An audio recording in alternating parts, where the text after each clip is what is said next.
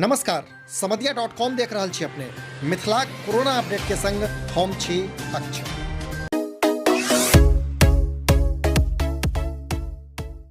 मिथिला प्रक्षेत्र में कोरोना भयावह रूप धरैत जा रहल अछि, जतय एक दिस दरभंगा में 3 गोट नव मरीज भेटलाक बाद जिला में कोरोना संक्रमित के संख्या 8 भऽ गेल अछि, तो ओतहि 2 गोट नव जिला सहरसा और सुपौल में सेहो कोरोनाक लसरि पसरि गेल अछि। सहरसाक सौर बाजार से 2 गोट तो ओतहि सुपौलक बलुआ बाजार से 1 गोट कोरोना संक्रमित सोझायल अछि। उक्त जानकारी बिहार स्वास्थ्य विभागक प्रधान सचिव संजय कुमार ट्वीट करैत साझा कयलनि अछि।